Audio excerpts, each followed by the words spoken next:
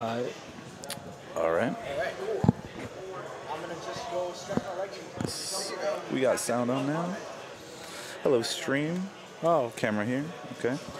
So we got a best of 3 coming up, lower bracket finals.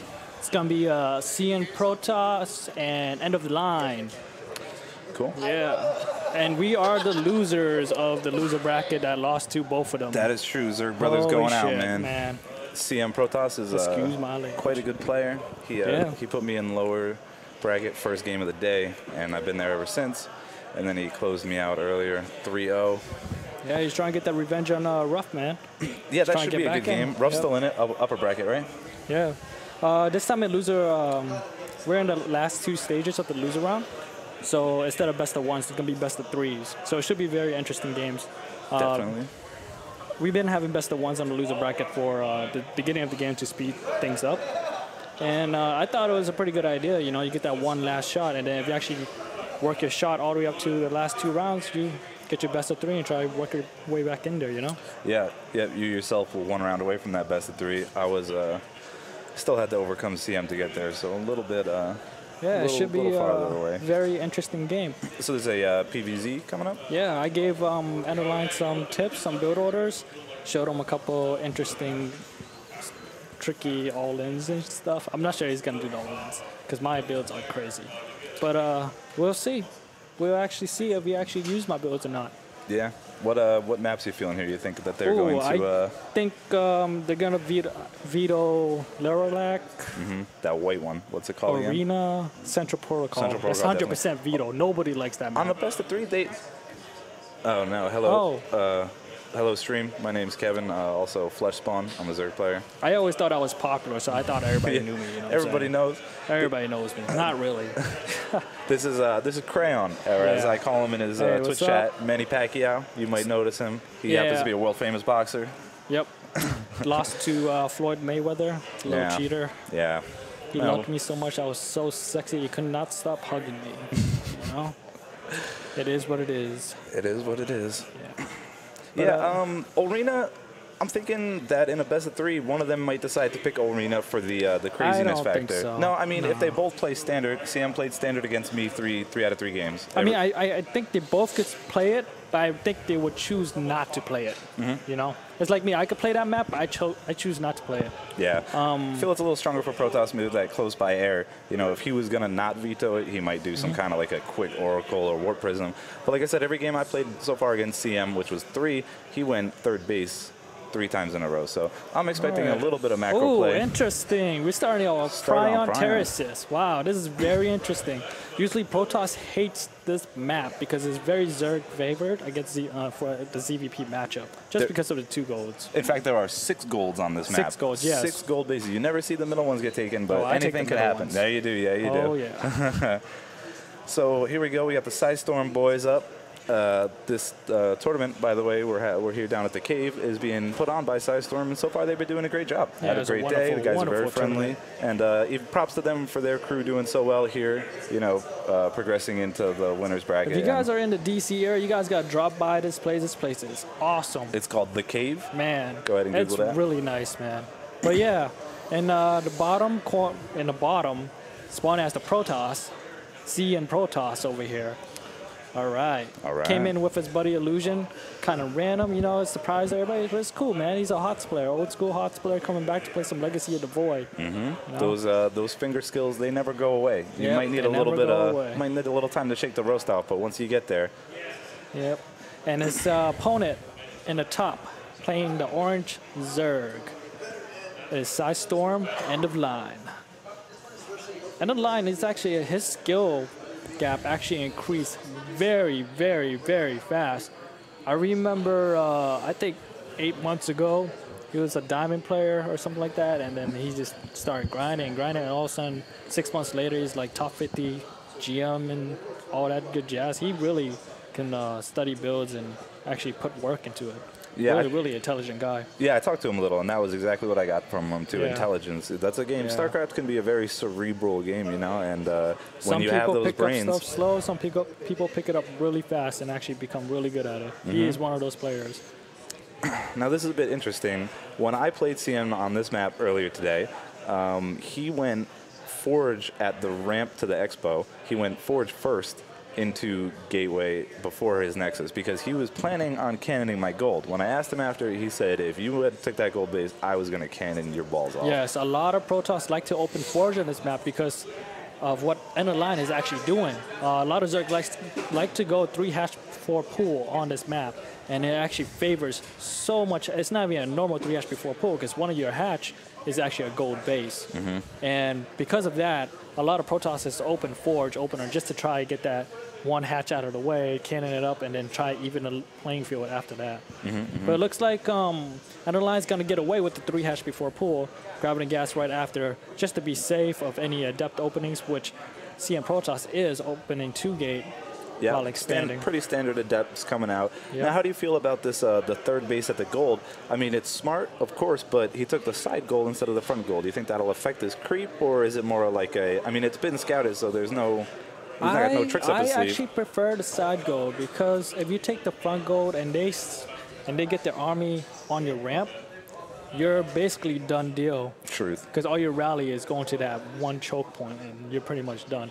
However, if you take the side gold, you have a much larger space to actually try and build a concave or break out or whatever possibility that it might be, you know? Very true, very true. By the looks of things, EndOfLine has scouted that Stargate is down. I saw a Spore Crawler coming up, which is great news for him. And on the flip side for CN, since he is dropping a Stargate as well as a Forge and still making those probes, it looks like he's going to go ahead and take a third base sooner or later. Now, when I played him, he uses these adepts very, very well to distract you while he takes that gold and gets it set up with the pylons. Wow, EndOfLine actually doing great here. These adepts. Will it die? Pretty well. Ooh, very, very nicely done. Yeah. Speed about halfway done and No a layer drone halfway kills done. at all. That's actually a big deal. You at least want at least 1 or 2 in, you know? Now, earlier, Crayon, I was talking to you. Very quick glare here. It is, yes, it's very quick. I was talking to you, Crayon, a little earlier about this, and you said that despite everything that's been going on, I mean, he did take 3 bases, and he did defend the adepts very well. He's still a little behind in workers, and it's starting to be a little bit wider of a margin than just a little. Now, CN doesn't have the third base yet, but he's still up by almost, you know, it was 10 workers a minute ago. So that chrono boost is really paying off for him. Yeah, that chrono is really paying off. I don't think he actually transferred drones to the gold, so he didn't fully benefit from it. And also the fact that he made 16 lings. This is quite a lot of lings. It's only a stalker there. CN seems to be aware of this. This is going to be nice if he can get this wall down. Oracle getting a couple kills here. Now he knows it's a Stargate opener. Oh, and he sees the Spire. I'd like to see him cancel that Spire. Yeah, I would like to see that also. I would like to see him cancel it, put down a Hydrogen, maybe do a Hydrogen. Or you suggested earlier, if he were to cancel that and just put 3 Queens right in production right now, it could help a little on the fronts where he's missing, which is creep spread as well as anti-air. But I recommend throwing 13 drones in production. Extra Queens if you actually see Phoenixes. In this case, there is no Phoenix, you know. Now, Queen's all still pretty good. I think he's got a 4th one on production now, so hopefully he can start some creep, because I don't see a single creep tumor on this map. I'm not sure if I agree with CNProtoss' build here. He has taken a very, very late and safe third. Props to EndOfLine for getting the deny on it a little longer than he should have. Longer too. But yeah, however, EndOfLine had this gold base since the beginning, since minute 1 of this game. That's true. It's paying off for him and it's gonna more pay and more off by for the him minute. a lot. Yeah. Now, one of the benefits of going that early, usually when you go an early layer, and this was quite an early layer this game, you're looking to do some kind of tech play, and you're looking to get your layer tech out there quicker. Protoss not click on that Spire?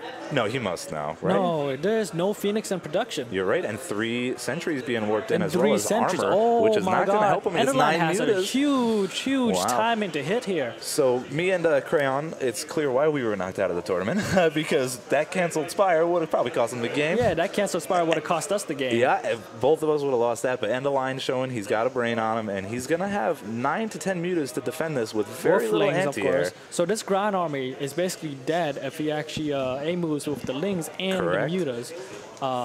Is he going to get ballsy? He does have a recall, I believe. There we go. Oh, this is nice. Guardian Shield is very good against mutas. Core. If he gets the Mothership Core, yeah. Oh, he got the Mothership Core. He's going to demolish the whole army for free, basically for free. I'd like to see him save some of these mutas, too. Oh, yeah. It looks like CNProtoss responded by not actually making Phoenixes at all. Correct. We have a lurker den coming down, which is a great transition. However, if you would take a look at the workers and the upgrades, End of Line still down a little bit, although he's got this a is very second all in gold. by End of Line here. Yes, no However, upgrades. he is going for the. I don't blame him for having 48 workers because he does have the gold base, does, yeah. and he is going for the 4th gold base also. Now, this is nice. He got some disrupted mining, but I think more importantly what he's doing is he's buying himself time for these lurkers. Yeah, he is definitely buying himself time for these lurkers. He recognizes that CNProtoss is actually not building Phoenixes and building more Stalkers, which means he should know that he's going to be having a massive blink attack happening very, very soon. Correct. And in a true Heart of the Storm fashion, when you are going Blink Stalkers, and he already has 1/1 upgrades, which is pretty nice. Considering he's got that Twilight, I'd like to see him start up that +2. That would very much help for his Stalkers against these mutas. I he's got all think this is available going to end resources. very, very poorly for CNProtoss because of the fact that End of Line is going for lurkers right behind only 8 mutas that did so much damage that it shouldn't have. Yes, correct. Let's talk about these lurkers for a second. During that attack where CN got caught off guard, he not only lost the Mothership Core, which has prevented him from Photon overcharging here on defense, but he lost the Oracle. And without a Robo and without an Oracle, he's not going to have an easy time finding these lurkers underground. I believe he does have a... Did he make another Oracle? No, Robo. Oh, he does have a Robo. Yeah. Okay, my bad. I believe he dropped the Robo down. Yeah, right after the Oracle, yes. There's that +2 I was talking about. I like that. He seems to be putting a lot of weight in these Stalkers here. He's getting upgrades and blink. It looks like he's not going to be planning to take on a 4th anytime soon. He's just going to go all in very soon. Correct.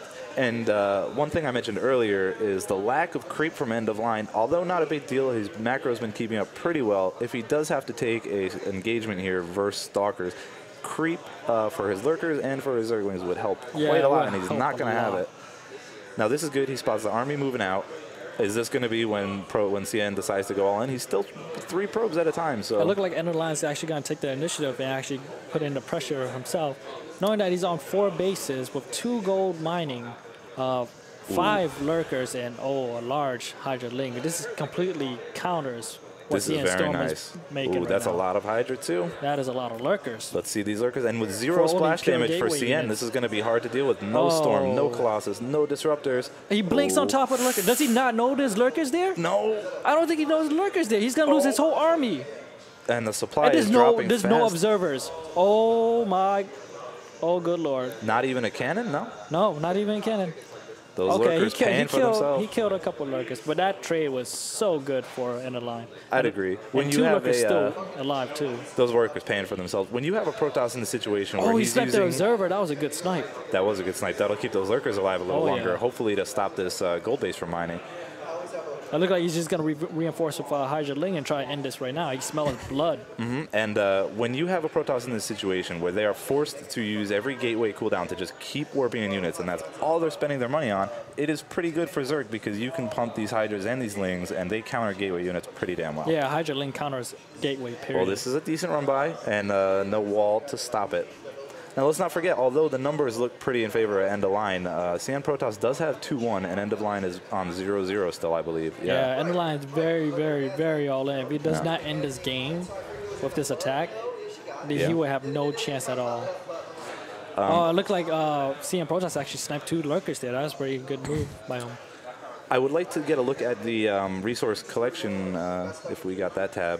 Yeah, the economy looking okay. I believe End of Line transferred some workers to his fresh gold base, so that's going to start kicking in pretty hard here in a second if he can get that. Yeah, however, it's been about 11 minutes past and CNProtoss has not decided to take a 4th, so that means the main base should be mined out.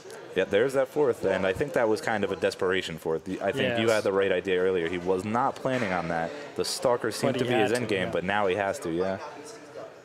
Still anybody's game. This is a great game so far. Yeah, great game. It was a great defense by CNProtoss. Looked like his macro actually kicked in pretty well, his mechanics. However, there is more lurkers. Do we have an OBS this time? I do not see an OBS on the army. I do not see an OBS either. Ooh, I don't think he does have an OBS. Ooh, there's some nice lurker shots. There's the OBS. There it is, yep. No OBS for End of Line, so he is not able to counter-snipe that OBS, which he did very nicely earlier. These lurkers are in a bit dangerous position. Look like CNProtoss is doing really, really well defending this. Yes, wow, those upgrades are turning out very nice for him. Yeah. Very, very good. And this is dangerous. End of Line needs to hold on now. If he has some lurkers on defense, he might be all right, but this is a committed push. CNProtoss feels it. He feels it now. He's like, I think I killed enough gas units. I think it's my turn to counterattack and just end it myself. Yeah, and we have not a Twilight Council, sorry, a Templar Archives, about 50% done.